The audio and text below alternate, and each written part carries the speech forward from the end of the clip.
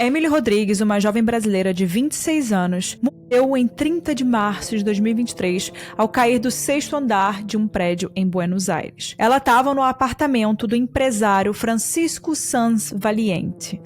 A versão inicial de Francisco e Juliana, que eram as duas pessoas que estavam na hora de tudo o que aconteceu ali no apartamento, apontou ali para um surto psicótico da Emily e para a possibilidade da Emily ter tirado a própria vida.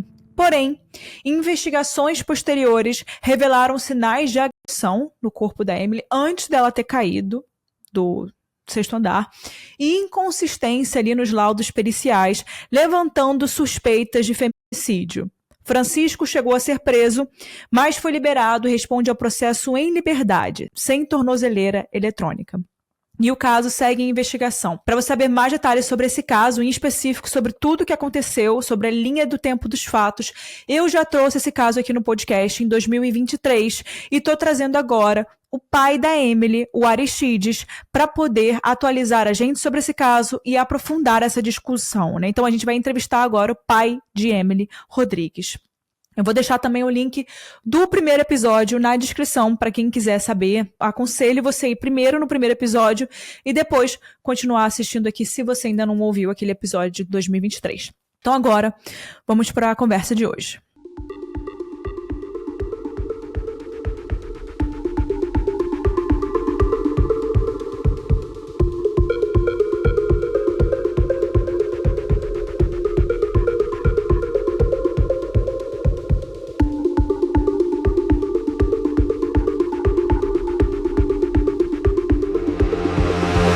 Olá, Aristides, um prazer.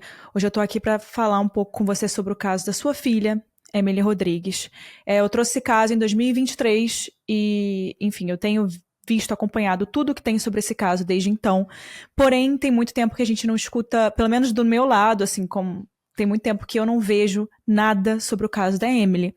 E é por isso que eu queria trazer você aqui hoje, especialmente para a gente poder atualizar todo mundo sobre esse caso, aonde estamos, o que tem que ser feito e quais são as próximas etapas. Aristides, eu queria que você se apresentasse para o pessoal que não te conhece e, enfim, a gente continua daí. É um prazer falar aqui com você hoje e, assim, eu não tenho palavras para poder dizer o quanto eu sinto por tudo que você passou e tudo que você vai passar pelo resto da vida, porque, enfim, eu não consigo imaginar como é perder um filho, né?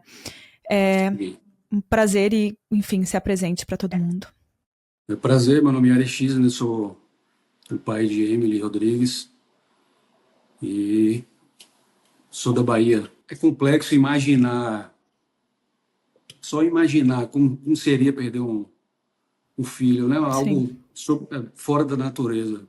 Geralmente Sim. os pais vão antes.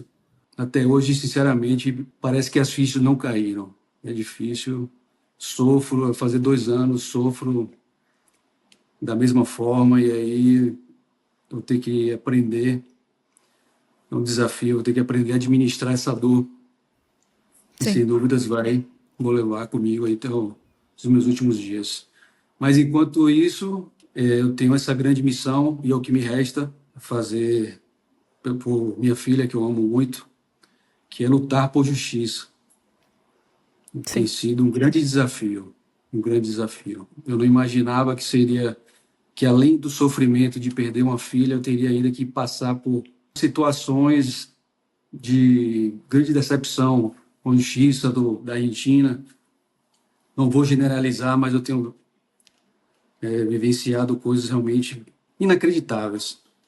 Sim. Em relação à corrupção, à imparcialidade que não tenho visto, mas espero contar, narrar da melhor forma possível também esses casos, né? Sim, Aristides, eu queria que você também se apresentasse. Você tem um escritório de advocacia, você é advogado, certo? Sim, sou advogado. E quem é que está tomando conta do caso da Emily? Assim, na Argentina, o advogado brasileiro não pode atuar. Sim. Tem que fazer uma validação de diploma. Sim. Mas eu tenho uma advogada chamada Raquel Hermida, que é quem atua no caso. Mas eu faço parte da equipe, participo de todas as decisões, das investigações. Sim. Das reuniões com os peritos. Eu precisei me aprofundar mais no idioma, no espanhol. com certeza. Porque o processo, até para ter reuniões, conversar com o advogado, com os peritos, eu precisei me dedicar também a estudar bastante espanhol para facilitar. Sim, sim. E, enfim, eu só queria trazer esse contexto para que as pessoas entendessem um pouco, né? Que, enfim, você é do meio, você é advogado, então você entende muito bem dessa área, e por isso que talvez se eu te perguntar alguma coisa que seja muito, né, nos termos de advogados e, enfim, Sim. eu vou te pedir para você às vezes me ajudar e falar isso de uma maneira que seja mais clara para todo mundo. Minha mãe é advogada, então eu também às vezes sempre peço para ela, me explica isso de uma forma mais fácil para que eu entenda. Então, eu queria voltar atrás no Aristides Pai, né? Muito se fala sobre quem era a Emily. E eu acho muito interessante falar diretamente com você, que você, enfim, criou ela, você viu ela crescer. Todo mundo que tá aí falando quem é a Emily nunca passou por isso, né? Não viu quem, de fato, é a Emily. Eu queria muito que você falasse para mim quem é a Emily, enfim, desde quando ela nasceu até 2023. E é uma menina fantástica, muito sorridente. Até estava vendo várias fotos da infância. Sim. Pareceu todas as fotos, ela sempre sorrindo, cantando, dançando. Tinha sonhos na vida. Ela estava noiva, Claro. pensava em se casar. E ela foi, inclusive, para Buenos Aires com um sonho de atuar na dermatologia estética, né? Porque ela sempre Se interessou. gostou muito dessa área. Em razão da dificuldade com o idioma espanhol, ela decidiu atuar como esteticista. Ela deixou de lado o curso de medicina na Argentina, mas antes ela estudava direito, estava já no 7º semestre, inclusive. Uau. E aí ela foi em busca de realizar esse sonho. Ela já estava, inclusive, buscando um lugar para... Queria alugar o ponto, né? Para realizar esse sonho de abrir um centro de estética. O noivo dela, eu vim conversando muito com ele, me contou também que estava acompanhando com ela, procurando a melhor localização para que esse sonho fosse concretizado. Mas, infelizmente, tudo isso foi interrompido de forma muito injusta, né? E muitas pessoas criaram um juízo de valor, talvez de forma equivocada, porque, por incrível que pareça, sabe quem enviou as imagens de Emily para a mídia argentina? Imagino. O próprio Francisco Santos Valiente. Por que eu digo isso? Tudo que eu disser aqui, vou me atentar muito aos fundamentos, o que tem fundamento. Claro. O que eu achar, eu vou falar, eu acredito, acho, mas sim, vou buscar falar tudo que tem provas.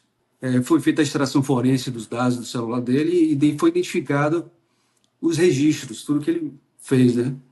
Ele manuseou o celular e ficou tudo registrado. E o que é que foi identificado? Que após 30 minutos que jogaram Emily, depois de 30 minutos apenas, ele estava acessando o Instagram, o perfil de Emily, e fazendo prints somente das imagens mais sensuais.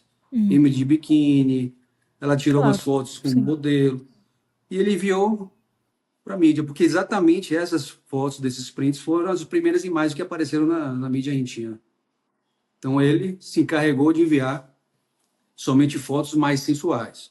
Então, ele foi a pessoa que enviou primeiramente as imagens que a gente consegue ver em todos os sites, todos os noticiários argentinos, as fotos da Emily, correto? Exatamente. Tinham fotos de vários tipos, ela mais vestida, então, mas ele focou nas sensuais para direcionar para a mídia e, como ele é muito influente, o irmão dele, inclusive, é um dos acionistas do El Clarín, tem uma influência na mídia também, e o poder econômico.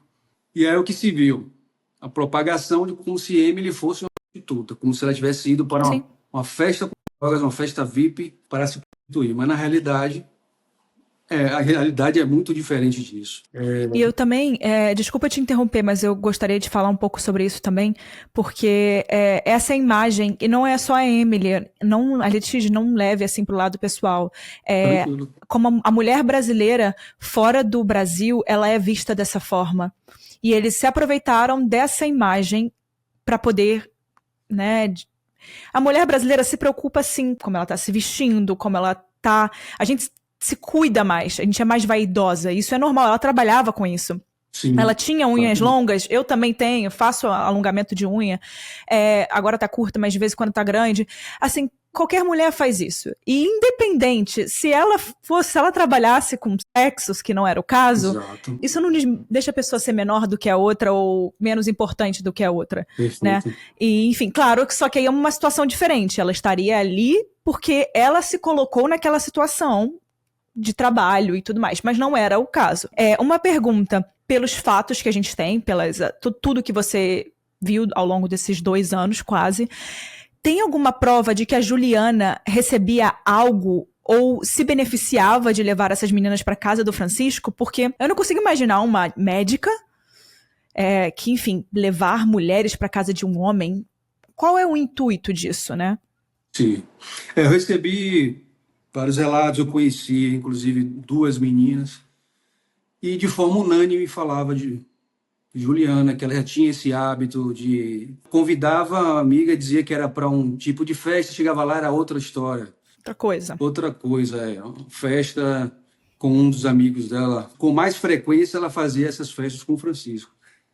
Por que eu digo isso? Porque foram identificados vários registros de mensagens desde o ano de 2019, onde eles planejavam várias festas da mesma forma, festas com drogas. Ela, inclusive, falava, e o cocaína rosa, né? Falava de drogas, só eu vou chamar 15 amigas, vou chamar 5. Ela, inclusive, sugeria até o dia, pode ser sábado ou domingo, ou seja, ela participava ativamente na definição da data, e o Francisco disponibilizava o lugar. E nós entendemos, inclusive, que ela também participou, não apenas o Francisco, mas participou também do crime de drogas. Porque ela se encarregou em chamar as pessoas. Sem as pessoas, não consumaria o crime. Porque facilitou as drogas, o lugar, mas sem as pessoas não haveria a consumação do crime. Então, nós entendemos que ela foi uma coautora também desse crime de drogas, juntamente com o Francisco. Um dos crimes é por facilitação de drogas e de lugar, com consequência, morte. E uma pergunta, eu te fiz essa pergunta diretamente e eu perguntei, né, qual é a situação de hoje? Aonde está a Juliana e aonde está Francisco Santos Valiente, né? Você já me disse, mas eu gostaria que você, enfim, explicasse um pouquinho mais sobre isso.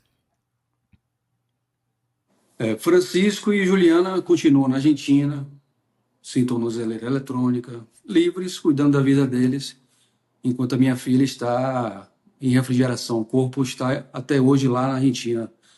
Não teve, o corpo ainda está na Argentina? Não houve nenhum enterro digno. Porque enquanto estiver em andamento, né, as investigações, não pode necessitar fazer uma perícia ou uma nova autópsia. E aí, enquanto isso, vai fazer 2 anos Deus. E o corpo dela permanece na Argentina. Então ainda sofremos muito por conta disso também. E eles estão vivendo em liberdade. Um crime que, sinceramente, existem provas de sobra. Parece que eles fingem que não estão vendo. Eu vim fazendo papel do Estado, investindo em perícias, refazendo perícias oficiais, e todas elas, praticamente todas elas, identificamos falhas.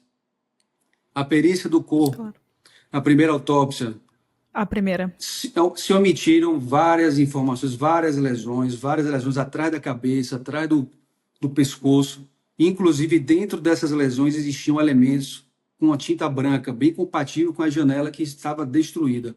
Aqueles farelos que aparecem nas imagens.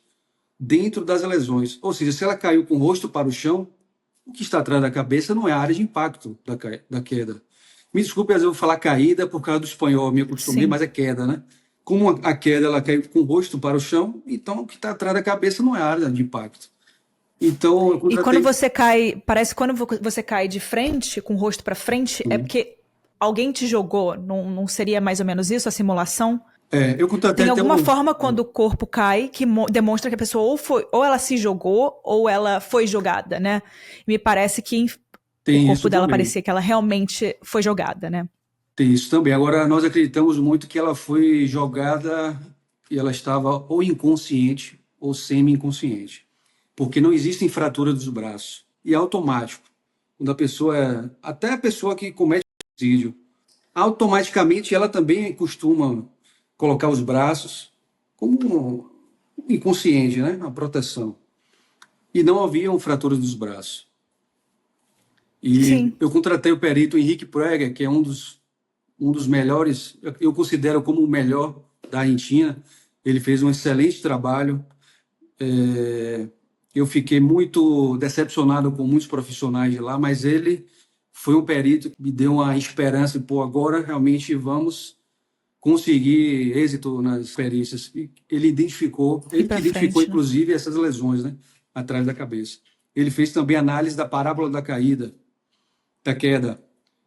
Aí ele identificou que primeiro ela teve um impacto das pernas em uma cobertura, inclusive envia até um laudo, né? No laudo tem inclusive mostrando a marca que ela teve esse impacto, e depois desse impacto em uma cobertura, ela caiu com um rosto em um vaso que tinha uma planta lá. Então está muito claro. Se analisou a parábola da caída e não há como considerar que essas lesões atrás da cabeça, atrás da orelha, inclusive, é impossível ela cair de rosto e lesionar atrás da orelha se não foi antes. Não tem como. Sim, e só para explicar para quem está escutando, isso quer dizer que não foi causado pela queda, esses tipos de Exatamente. ferimentos que foram encontrados na segunda perícia, e sim foram causados antes da queda, correto? Exatamente. Tudo indica o quê? Está muito claro que golpearam a cabeça contra a janela, porque a janela ficou destruída, e logo após isso jogaram Emily da janela do sexto andar. E, inclusive, a perícia, uma das falhas da perícia oficial, foi que peritaram, examinaram essa janela e disseram que não havia sangue. Agora, o próprio Francisco, no seu depoimento, disse que se lesionou o braço direito nesta janela. Então, como é esse resultado da perícia Que não tem. oficial? É impossível, que ele teria, pelo menos, deveria ter o sangue do Francisco. Isso é mais uma prova de que realmente houveram irregularidades nas perícias, e esse é um resultado impossível. É porque ele foi liberado, né? Ele foi preso assim que aconteceu e ele foi liberado por falta de provas. Só que vocês têm diversas provas. E, Eu diria que acho que de todo caso que eu já vi, esse é o caso que mais tem provas. É impossível você ouvir aquele áudio. Eu acho que, enfim, não devia nem ter chegado ao ponto de você ter pedido uma nova perícia, ter contratado uma pessoa, porque aquele áudio já diz praticamente tudo. é claro, muito claro. Claramente, voltando naquela questão da imagem que venderam da Emily. Sim, Independente de se ela tivesse fazendo alguma coisa, né, pra sim, isso, ter ido pra lá pra fazer aquilo ou não. Gente, uma pessoa que tá gritando, pedindo socorro, porque ela não quer fazer algo, é porque ela não tá ganhando dinheiro pra fazer aquilo, é porque ela não tá ali querendo fazer aquilo. Ela exatamente. não queria fazer aquilo. Tanto que provavelmente as pessoas que foram pra aquilo saíram, não estavam mais lá, Sim. já tinham saído do apartamento, não é? A gente tem ali uma troca no vídeo que dá pra ver uma das meninas que tava naquele apartamento recebendo dinheiro. Não foi identificado essa questão do dinheiro, realmente que realizou o pagamento. A primeira que saiu foi Daphne Santana. Daphne. Pela forma que ela saiu nas imagens, e o Francisco o tempo inteiro olhando para trás para ver se Emily vinha ou não, e depois que Emily desceu e conseguiu chegar ao portão, mas não conseguiu abrir o portão para ir embora. Mas se É. percebe que ele e Daphne, quando descem, é como se eles tivessem solicitado que Daphne fosse até escondido de Emily, que foi o que aconteceu.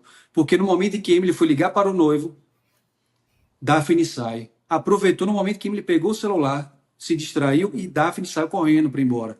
Deve ter solicitado, vai embora, nós queremos ficar com Emily sozinha aqui, com Juliana, provavelmente. Então, os elementos vêm mostrando que foi mais ou menos assim. E tanto que Emily até enviou uma mensagem para Daphne, porque foi embora, e ela não respondeu. Ela disse que não viu no depoimento, só que tinha lá o registro que ela, nesses momentos que Emily enviava essas perguntas, ela estava conversando com o Francisco pelo WhatsApp. Então, não existe justificativa que ela não viu. Então, tudo indica que ela foi realmente como uma forma de deixar a Emily sozinha lá. A segunda a sair foi Lia Alves. Mas só que Lia Alves sai no exato momento em que os vizinhos começam a escutar a Emily gritando, pedindo Os para chamar a gritos. polícia. Então a gente entende o que que ela saiu, porque ela viu que ia ter problemas. Os vizinhos estavam escutando, já estavam começando a ligar para a polícia, e aí se vê a Lia Alves saindo com um copo com líquido dentro, com muita pressa e saiu, e inclusive o MP não solicitou esse copo para peritar, que eu considero Fazer perícia. uma falha grave também, inclusive. Deveria ter solicitado. Eles não acharam estranho que ela saiu com um copo, com líquido? Ela disse que levou esse copo para se proteger, só que no depoimento dela ela disse que ela é capoeirista. Então ela não precisava de copo para se defender. Ela dizia que entendia a luta, era capoeirista. Aí depois ela alegou que levou o copo porque era uma forma de se defender de Emily. E o interessante de tudo, sabe o que é? Que agora, no segundo depoimento de Juliana, ela já fala uma outra versão. Várias contradições. Uma delas foi que ela disse que Lia Alves, quando ela estava no apartamento, Emily estava com sanidade, não tinha surto psicótico nenhum. Só que Lia Alves, no depoimento, disse que ela estava. E depois enviou mensagem Possuída, né? dizendo que estava como possuída, e tudo armado. Então, né? O que Juliana busca é induzir para que acredite que o surto foi muito rápido, não deu tempo dela prestar auxílio, porque o Ministério Público disse que não faz sentido ela ter demorado tanto para chamar a emergência. E Claro. aí ela está seguindo nessa linha e entregando também mais informações do que realmente ocorreu. Ela disse que Emily estava com sanidade quando ela foi no elevador para impedir que Lia fosse embora, porque na realidade a gente entende que Emily não queria ficar sozinha, ela queria ir embora. Claro. E ela foi colocada contra a vontade dela para dentro do apartamento. O que consta, inclusive, do depoimento do Francisco. O Francisco disse: nós conseguimos colocá-la para dentro depois que Lia Alves saiu. Ou seja, Emily foi colocada para dentro do apartamento contra a vontade dela. Um cárcere privado.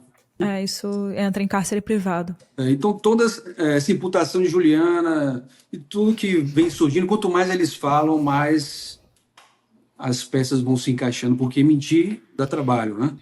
Eu acho muito estranho, né? A Juliana está em contato com o Francisco desde 2019, ter essa conversa, enfim, constante com ele sobre mulheres. Me parecia que era uma relação de muito carinho entre os dois e sempre tinha algo relacionado a outras mulheres também. Sim. Né? E a minha pergunta é o seguinte: já chegaram em algum momento algumas outras meninas, ou você já soube de algumas outras meninas que participaram de festas no passado na casa dele? Sim, eu tive a oportunidade de conhecer duas que me contaram. Uma falou que saiu para jantar com o Francisco e depois do primeiro copo da bebida lá não lembra mais de nada. Acordou no outro dia. Meu Deus. E teve uma amnésia. E, inclusive, até semelhante aos efeitos da ketamina, né? Que causa amnésia no outro dia. Por isso que é o Boa Noite Cinderela, é muito utilizado por criminosos. E a segunda falou que também participou de um evento e acordou no outro dia, não conseguia lembrar e sentiu o corpo todo doendo e encontrou dentro da vagina uma garrafa de uísque, aquela garrafa pequena de uísque. Ela acordou e encontrou essa garrafa introduzida. Imagine o nível de crueldade, de loucura que acontecia nesse tipo de festa. Infelizmente, elas têm muito medo, por isso que não prestaram depoimento, não denunciaram.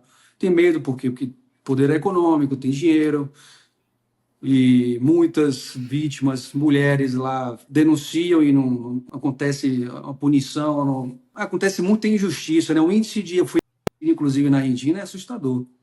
Né? Porque muitas falam que é um sistema meio que machista. Parece que quando é mulher, e se for ainda de outra nacionalidade, se for brasileira, pior ainda.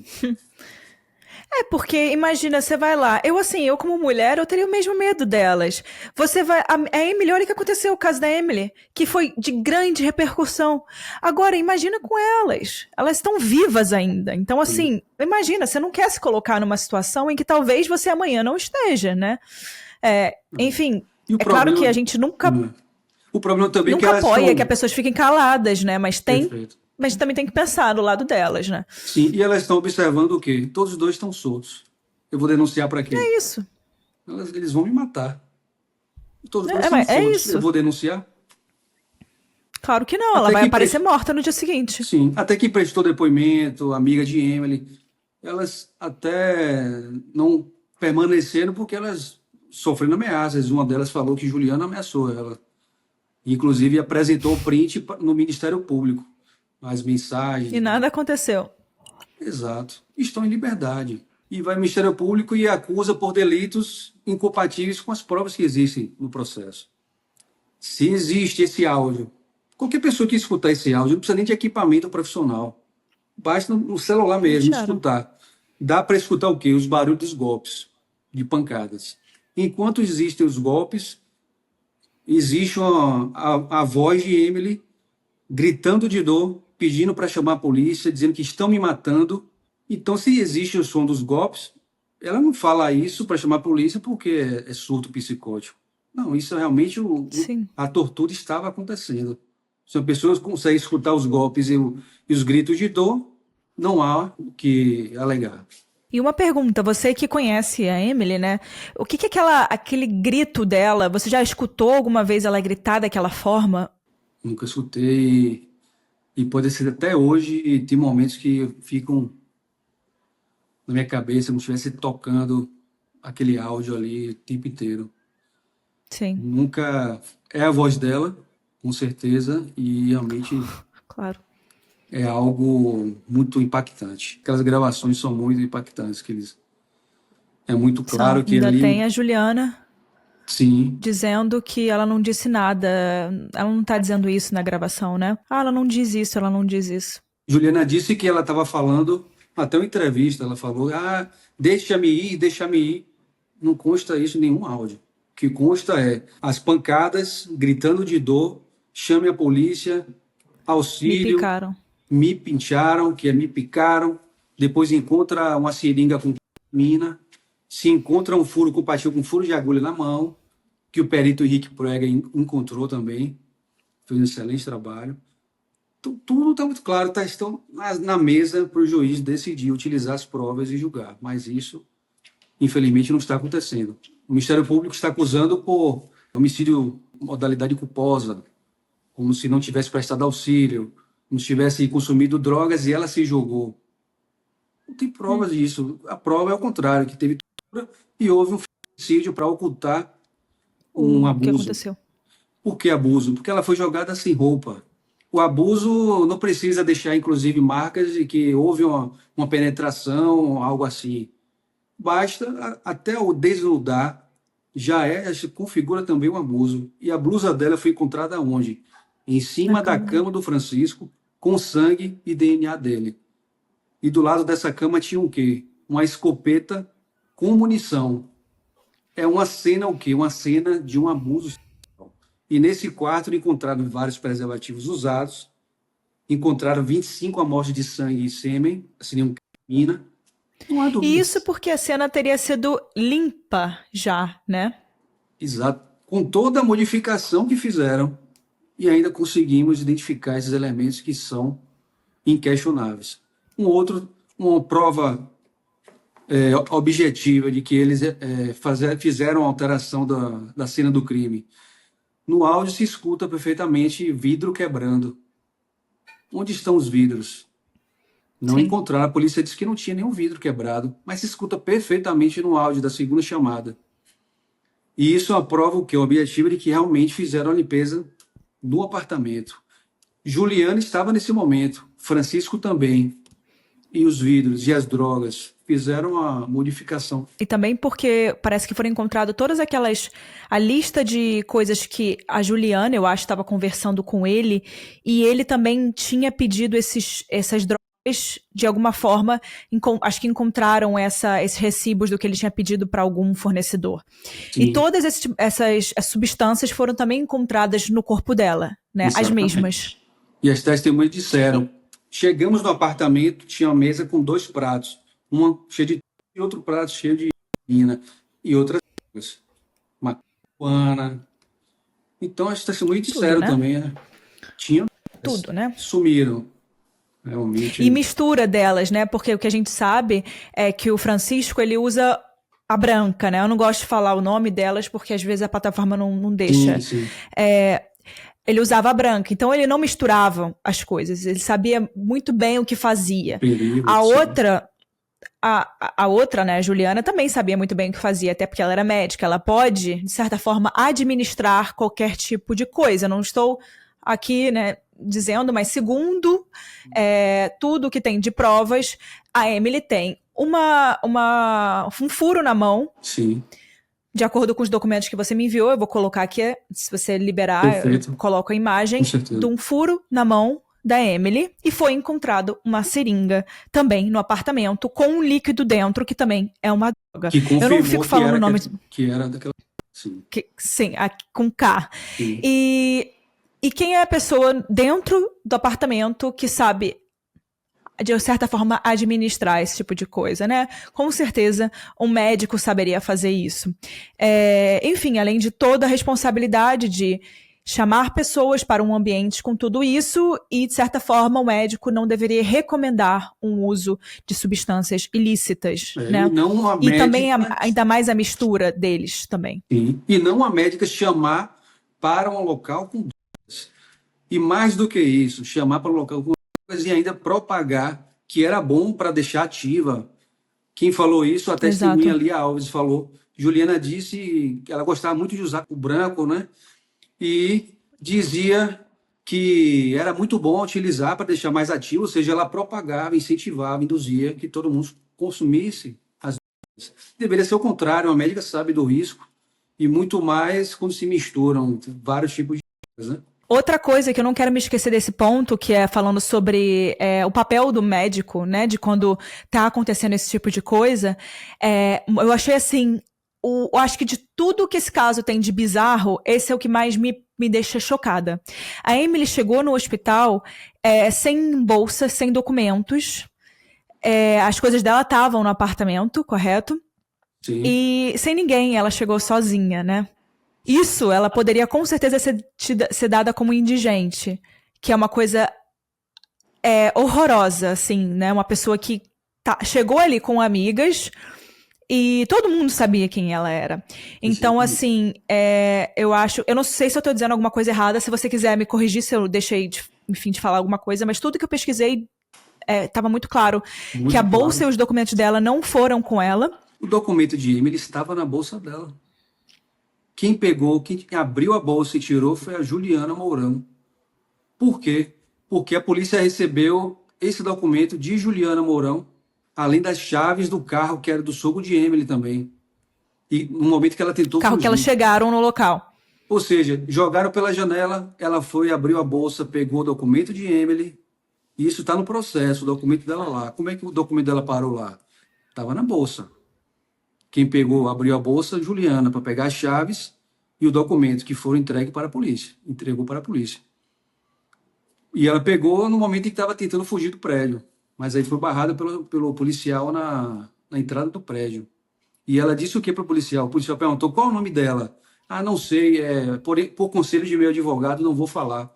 E isso está registrado no registro de operações policiais. O policial disse, a feminina, ou seja, se referindo a Juliana, a feminina se recusa a falar os dados da vítima. E ela disse que foi por conselho do advogado. Já falou com o advogado. Pois é, às 9h26 da manhã já tinha registro do advogado dela ligando para ela, ou seja, ela estava ligando antes disso. Enquanto a Emily estava viva, e ela é médica, ela poderia estar lá tentando ajudar a Emily. Porque a primeira coisa, assim, a gente não está aqui... Eu não estou aqui, prova, né, porque o nosso papel é só trazer prova. Trazer as provas do que de fato aconteceu. Quando algo acontece com alguma pessoa, você imagina, né, sei lá, um acidente, a pessoa saiu do controle, que é o que se alega em todos os depoimentos, a pessoa está fora do controle, e se jogou. A coisa que você faz nesse momento, gente, qualquer um, não precisa nem ser amiga, né? Você vai lá e procura a pessoa, procura a polícia, procura a ambulância, vai com a pessoa, junto da pessoa, leva as coisas que você tem da pessoa para socorrer, para ajudar.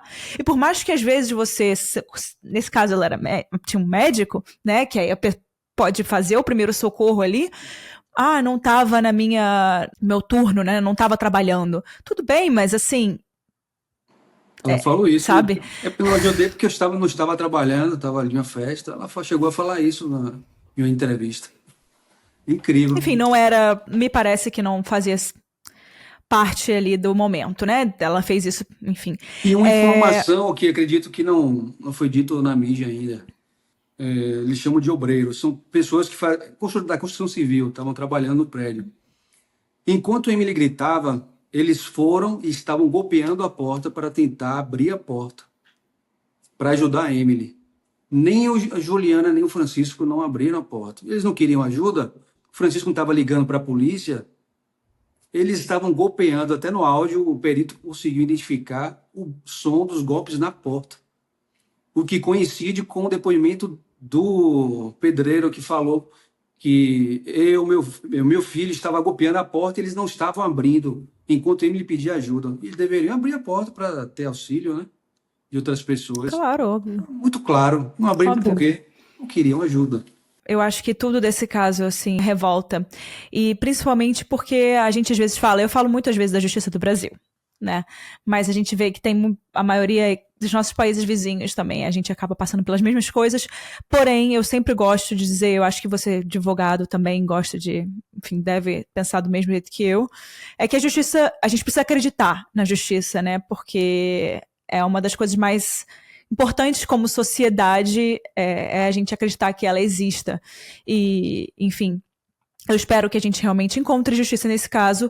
E, ouvindo assim por alto que você me contou, eu não sei exatamente como tá essa situação, mas me parece que a Juliana saiu de testemunha e tá encaminhando para mudar a situação dela. Você pode me explicar um pouco mais como é que tá essa situação? Sim, hoje ela não é mais testemunha, ela foi, eles falam lá de imputação, ela foi imputada, ou seja, deixou de ser testemunha para ser uma acusada, da mesma forma em que o Francisco está. Acusada por um delito de não ter prestado auxílio e a morte foi na modalidade culposa. E aí houve uma decisão, inclusive, de absolvição do juiz de primeiro grau e nós já apresentamos uma apelamos para modificar isso daí. Ou seja, essa decisão do juiz não é encerrada, não. Foi recorrida também pelo Ministério Público. Em paralelo a isso, também estamos apresentando o pedido de imputação dela, da acusação dela, pelos reais crimes que cometeu. O que realmente faz sentido com as provas que existem no processo. As provas que tem no processo é que houve um feminicídio para encobrir um abuso sexual. Então, a acusação precisa ser compatível com as provas. O Ministério Público está ignorando essas provas. Apresentamos o laudo e várias provas importantes, depois de 2 anos de muito trabalho, de muita dedicação, trabalho juntamente com os peritos, e agora que entregamos a nossa contribuição, eles não vão utilizar essas provas, é um dever. Eles devem investigar, devem fazer a acusação conforme as provas, não é uma questão subjetiva, não é uma decisão como eles querem, eles precisam honrar o papel deles. Enfim, eu só queria chegar nesse momento para poder explicar para as pessoas como é que está a situação de hoje, né? Então agora, com todas as provas que vocês trouxeram, com tudo que vocês reuniram, ela agora saiu de testemunha. Isso eu já vejo como um avanço na situação, por mais que, claro, que você está buscando outras coisas. E quais são os próximos passos agora? O que está acontecendo? O que vai acontecer aí nos próximos meses? Agora é aguardar julgamento pela Câmara de Apelações, né, na segunda instância, o nosso recurso de apelação em razão da decisão do juiz, que não entendeu que haviam provas suficientes, também porque os delitos que o Ministério Público acusou realmente não tem uma quantidade grande de provas e tem um crime, inclusive, que nem tem fundamento de facilitação de produção. Isso nunca existiu, parecendo que o Ministério Público também está ajudando a defesa a difamar a vítima. Qual é o fundamento de que houve uma facilitação de prostituição e que Emily foi para se prostituir? Emily foi enganada. O que está provado é que a Juliana enganou a Emily. Ela disse para a Emily que se tratava de uma reunião de amigos, que era para tomar um champanhe. A fala dela é assim: vamos rapidinho na casa de meu amigo Francis tomar um champanhe, a reunião de amigos. Ela mesma que falou, não sou eu que estou inventando. A própria Juliana disse. Sim.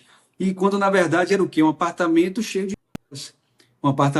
objetos sadomasoquistas para agressão, para submissão.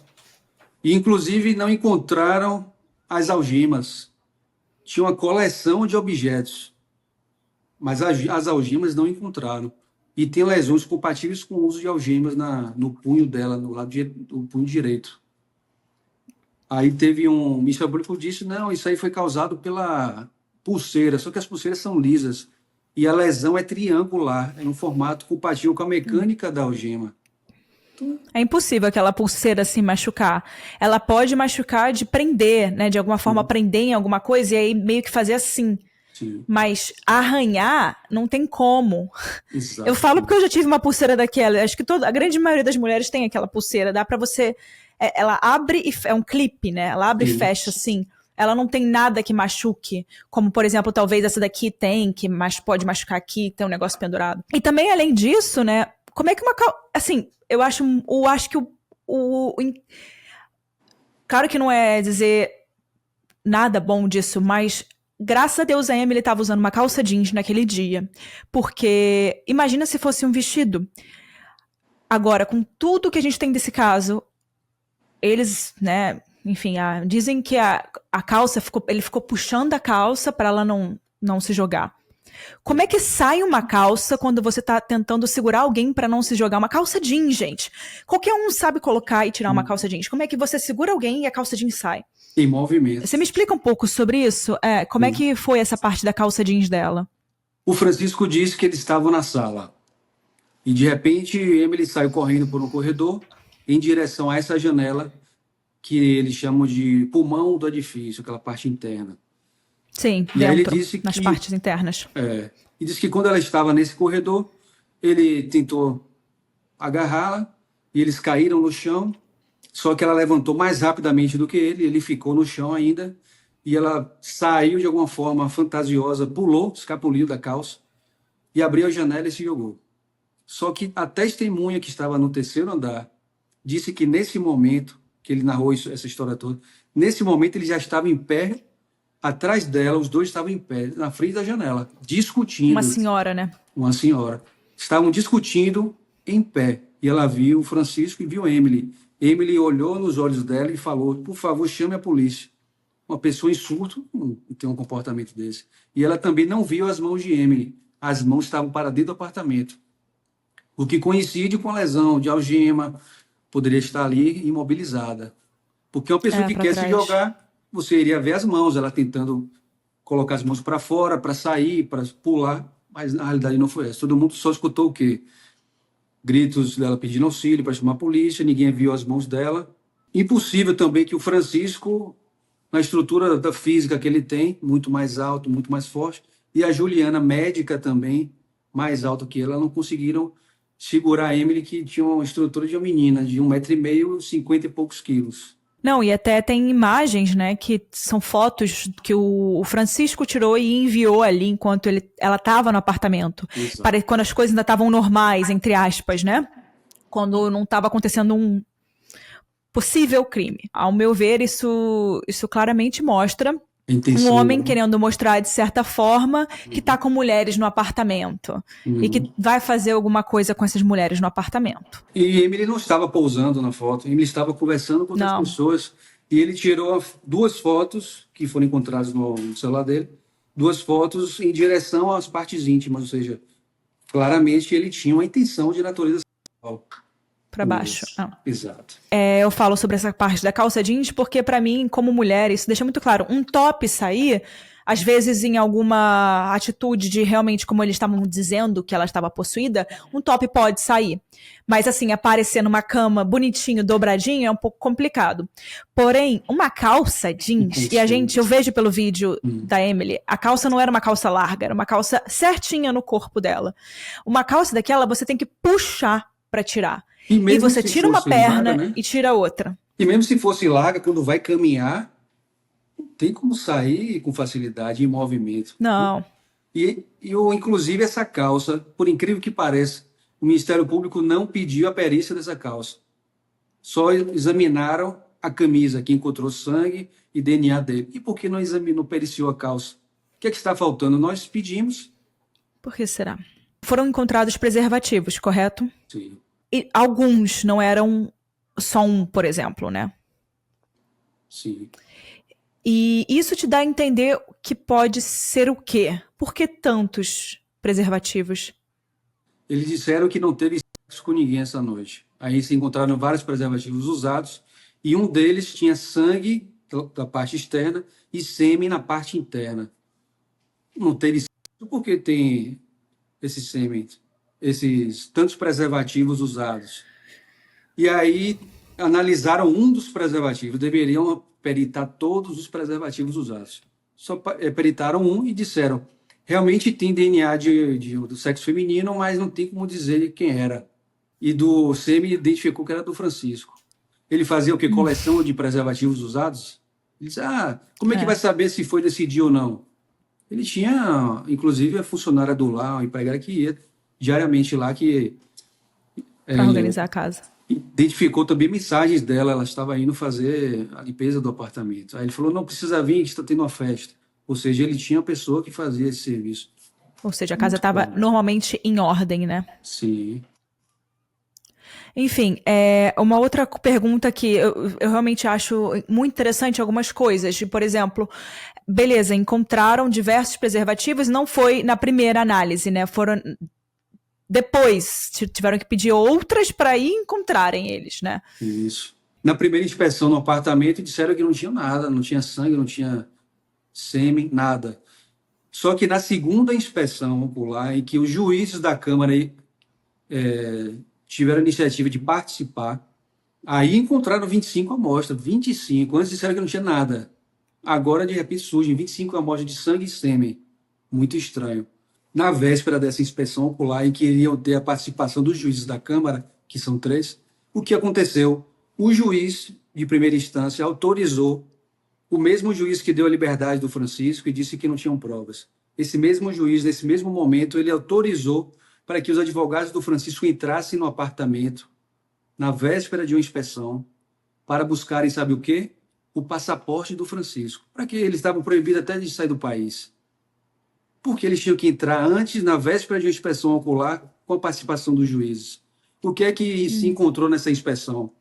Câmaras arrancadas, cabos arrancados, encontraram portas sem lacrar, estavam abertas, sem o lacre. É um absurdo. Inclusive, vamos denunciar esse juiz também por essas decisões irregulares. Teria que priorizar o quê? A preservação do local. Não é autorizar... Uma cena de crime. Exato. Não é autorizar o advogado do Francisco, da defesa, entrar nesse apartamento para buscar o passaporte. Buscar o passaporte para quê? Para ir para onde? Está proibido de sair do país. Para quê? Muito estranho, né? Vai para onde? E além de tudo isso, né, por exemplo, temos imagens desse caso que ajudou em algumas coisas, eu acredito que facilitou entender muitos horários e quem entrou, quem saiu, quando saiu. Ajudou muito, mas era de áreas comuns do prédio. Então, nada que fosse, talvez, dentro da casa dele, que era uma casa de 400 metros quadrados, num bairro super chique, um prédio super grande, um prédio, enfim... É impossível que não tenha uma câmera nos corredores, é impossível que não tenha uma câmera até dentro de casa. Pessoas que têm um apartamento de 400 metros quadrados normalmente têm câmera dentro de casa. Hoje em dia, 2023, né? Enfim, como você disse, foram arrancadas, né? E tem nas fotos, tem imagem no processo dessas... Só tem um cabo lá das câmeras. Inclusive, um dos elevadores tinha um elevador que era privativo, exclusivo desse apartamento. Francisco, do 6º andar. E esse elevador não foi peritado.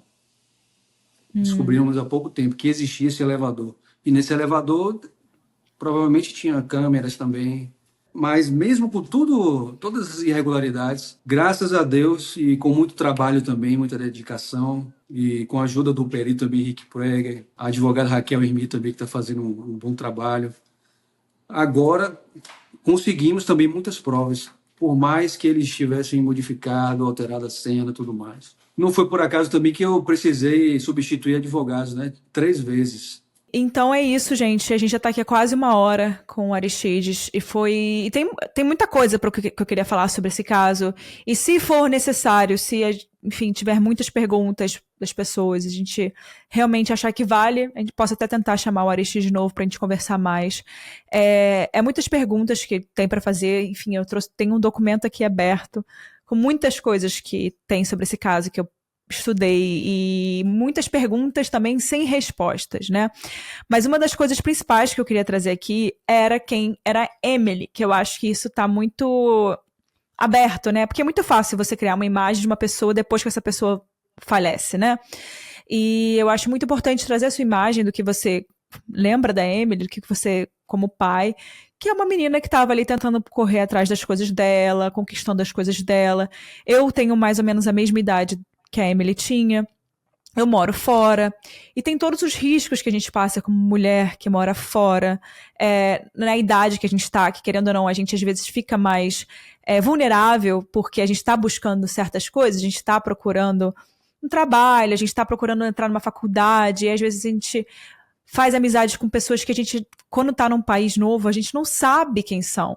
E, enfim, eu só queria dizer isso porque eu acho, tenho essa, um pouco dessa visão de ser uma mulher morando fora, brasileira. A gente realmente, eu vi que ela, quando se mudou para Buenos Aires, ela estava muito aberta a fazer novas amizades, ela procurou o grupo de brasileiras para poder se entregar, sabe, entrar numa comunidade nova, né? Ela tinha terminado um relacionamento recentemente também, então você quer conhecer outras pessoas. E ela confiou numa pessoa que, enfim, não deveria ter confiado. E, assim, eu espero muito que a gente tenha, inclusive se a gente puder trazer esse caso de novo, que a gente traga com novidades boas. E, por favor, Aristide, qualquer coisa que você quiser compartilhar, tem algum tipo de plataforma que a gente consiga ajudar a juntar dinheiro para poder, sei lá, qualquer coisa que precise para fazer pelo caso da Emily, ou algum Instagram que a gente consiga compartilhar o caso. Tem alguma forma que a gente pode ajudar, que as pessoas que estão escutando podem ajudar de alguma forma? Tem o perfil do Instagram que foi criado pelas amigas da Emily, o Jus por Emily. Jus por Emily. Lá elas publicam também bastante informações sobre o caso e as pessoas podem também acompanhar, né, o que vem acontecendo, e eu tenho certeza que muitas coisas estão por acontecer ainda. A Justiça Brasileira, inclusive, solicitou cópia de todo o processo para a Justiça Argentina e eles estão demorando de enviar. Enviou em janeiro, só que enviou metade da cópia do processo e sem traduzir. Aí reiteraram o pedido para que encaminhe, porque a Justiça Brasileira quer fazer parte, via cooperação jurídica internacional, desse caso. Então, acredito que ainda tem coisas, e espero que a gente possa lograr muitas coisas pela frente aí para conseguir justiça por Emily, né? Que faltam provas, né? Muito claro, é inquestionável. E só reiterando também uma parte em relação à ida de Emily. Emily não foi para lá sabendo que era Francisco, ela não conhecia Francisco. Não, Ela foi para lá pensando que ia para uma festa não, uma reunião de amigos para tomar um champanhe, como a Juliana falou. E, na verdade, foi provado que não era uma reunião de amigos para tomar champanhe. Era um apartamento cheio de coisas. Sim. E se identificou também que o Francisco, desde dezembro de 2022, ele enviava mensagens pelo Instagram, pelo perfil de Emily, tentando se aproximar de Emily. Sim. Ou seja, indica que ele estava interessado em Emily, só que Emily não respondeu nenhuma das mensagens dele. Ele enviou mensagem, se não me engano, foi no Réveillon de 2022, é tanto que ele enviou... Sim, foi no Ano Novo. Feliz Ano Novo, Emily. Emily não respondeu. Sim. Eu não conhecia Francisco. E Emily, inclusive, tinha um relacionamento sério com o Manuel. Ela tinha um relacionamento sério, estava noiva, ela pensava em se casar. Ele ficou até internado durante um tempo, ele ficou muito... O Manuel ficou muito... sentido, sofreu muito, ficou em depressão também com isso. Então, está comprovado, né, que ele que buscava, estava querendo se aproximar dela. E quem conhecia a Emily para ele conhecer finalmente? Só poderia ter sido a Juliana, que era amiga íntima, tinha um relacionamento amoroso com ele, é o que as mensagens do registro mostram, que ela chamava ele de amor, e vamos tomar café juntos, vamos marcar festa, um after. Então, eles, desde 2019... Então, se não fosse se Juliana não chamasse Emily nunca teria ido nesse apartamento. Então, ela teve uma participação ativa nesse caso aí. Ela chamou a Emily para um lugar dizendo que era um tipo de festa, era outro, porque o Francisco estava interessado nela. Emily não foi para lá para se incluir, não foi para lá para... Muito pelo contrário, Emily foi para um barzinho antes, bar um restaurante para jantar e ela avisou o noivo dela, ele sabia. Depois Sim, ela tentou se comunicar com ele 3 da manhã, mas ele já estava dormindo e foram várias ligações e mensagens que ele só viu depois, lá para 10 da manhã do dia 30. E ele sofreu muito claro, com isso. Ele se claro. sentia também que culpado, poderia ter atendido, poderia ter respondido, Não tem o que fazer. mas infelizmente não, eu entendo, não tinha como adivinhar, né? Claro que Infelizmente, não, não é fácil, mas claro que não. é isso. Não tem muito o que fazer, né? Tem pessoas ruins e as coisas podem acontecer. E, infelizmente, tiveram pessoas que tentaram, de certa forma, escutaram e tentaram intervir no que estava acontecendo, mas não deixa, enfim, não era uma situação ali que você tivesse essa Exato. escolha, né? Enfim, Aristides, muito obrigada por ter se aberto, por ter vindo aqui conversar. Eu sei que não deve ser fácil, deve ser muito difícil para você ficar falando sobre essa situação, mas também entendo a importância disso, porque é o Sim, muito jeito de importante. com E que agradeço muito por isso. eu que agradeço. E vamos conversando de qualquer outra coisa que tenha nova, pode me mandar. Eu trago, eu às vezes não preciso nem fazer com que você venha aqui, mas eu posso falar sobre o que você, enfim, me atualizar. E vamos continuar por essa luta. E se você realmente, às vezes, quiser abrir uma plataforma para poder arrecadar algum dinheiro para as pesquisas, para, enfim, qualquer coisa que tem custo, né? É na Argentina, tudo que está acontecendo. Recentemente, tenho gastado dinheiro com coisa de tradução. Isso já é caríssimo, tradução de um documento. Qualquer outra coisa que seja de perícia, investigação à parte, isso deve ser muito mais caro. Então, assim, não sei se você quiser compartilhar qualquer coisa do tipo, a gente pode divulgar aqui também. E é isso, vamos nos falando. Eu espero que a gente consiga justiça para esse caso, que a gente traga aqui mais novas informações e que sejam informações melhores. Muito obrigado pela oportunidade, pelo esclarecimento do que realmente aconteceu, porque inicialmente a mídia, né, só mostrava uma parte, porque era muito prematuro e a mídia argentina também contaminou muito as informações com fake news, etc. E esse trabalho realmente de esclarecimento sobre o caso, com base nas provas, né, o que está Sim, aprovado hoje, tudo muito bem fundamentado e agrega bastante para evitar que se crie um juízo de valor equivocado, né, sobre ele. claro. Muito E a obrigado. importância de, Sim. como mídia brasileira, a gente trazer esse caso e falar sobre esse caso, porque a mídia argentina já está fazendo muito e tem muito conteúdo em espanhol sobre isso. E muitas pessoas, às vezes, não conseguem entender muito bem, então é bom a gente trazer em português. E eu também, enfim, claro, já assisti o Cabrini já entrevistou a Juliana, e eu converso com o Cabrini diretamente, e, enfim, ele faz um trabalho incrível, muito bem feito. Acho que foi ali que eu conheci de fato sobre o caso, né? Enfim, a importância de trazer isso para nossa imprensa brasileira e continuar falando sobre o caso para que não caia, enfim, não gosto de dizer essa palavra porque é muito triste, mas a gente sabe que as pessoas esquecem e não é legal que esse caso fique assim. Então, estraga essas notícias. Estou em uma grande luta e vou até o final, não vou desistir nunca. Eu acordo pensando em Emily, durmo pensando nisso e vou até o final. Eu sinto muito, Aristides, e estamos aqui para qualquer coisa que você precisar, qualquer informação que precisar divulgar, estamos aí. Muito obrigada pelo seu tempo Muito e é isso. obrigado. Então é isso, pessoal. Muito obrigada por quem ficou até aqui. Se vocês quiserem que eu traga mais alguma conversa, ou mandem perguntas que eu posso fazer pro pai da Emily. Não deixe de compartilhar com alguém que, enfim, vai se interessar por esse caso. É muito importante que a gente divulgue esse caso, é muito importante mesmo. E é isso, eu vou deixar todas as fontes, tudo que a gente citou aqui na descrição. Muito obrigada, pessoal. Tchau. Vejo vocês na próxima quarta-feira.